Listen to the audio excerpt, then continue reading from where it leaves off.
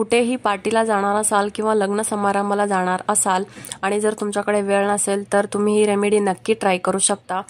यासाठी फक्त तुम्हाला 15 ते 20 मिनिटं लागतील आणि अगदी 5 ते 10 रुपयामध्ये तुम्ही पार्लर सारखा इन्स्टंट असा फेशियल ग्लो चेहऱ्यावरती मिळवू शकता। नमस्कार, माझ्या चॅनलवरती तुम्हा सगळ्यांचं पुन्हा एकदा खूप खूप स्वागत। चला तर मग व्हिडिओला स्टार्ट करूया। बेसन हा एक उत्तम नॅचरल एक्सफोलेटर आणि क्लेन्झर आहे। तुमच्या चेहऱ्यावरील जे काही डेड स्किन सेल असतील ते हटवण्याचं काम करतं, तसेच चेहऱ्यावरती एक नॅचरल असा ग्लो प्रोव्हाइड करतं। चेहऱ्यावरील जे काही ॲक्ने पिंपल्स असतील, त्याचे मार्क्स असतील ते हटवण्याचं काम देखील हे बेसन उत्तमरित्या करू शकतं। सो फेस पॅक प्रिपेअर करण्यासाठी सगळ्यात आधी तुम्हाला 2 चमचे हे बेसन घ्यायचं आहे। त्यानंतर यामध्ये अगदी चिमूटभर हळद तुम्हाला टाकायचं आहे। देन 2 चमचे दही त्यात टाकायचं आहे।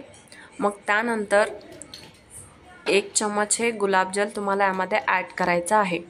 हवं असल्यास तुम्ही यामध्ये मध सुद्धा टाकू शकता। आता हे मिक्सचर चांगल्या प्रकारे मिक्स करून घ्यायचं आहे। हा फेस पॅक रेडी झालेला आहे। हा फेस पॅक तुम्हाला 10 ते 15 मिनिटांसाठी चेहऱ्यावरती अप्लाय करायचा आहे।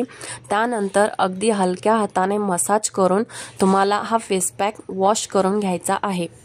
आणि इथे एक गोष्ट लक्षात ठेवायची, जर तुम्ही जास्ती रब केलात किंवा जास्त जर चेहऱ्यावरती घासलात तर तुम्हाला याचा फायदा होण्याऐवजी उलट परमनंटली तुमची स्किन हे डॅमेज होऊ शकते।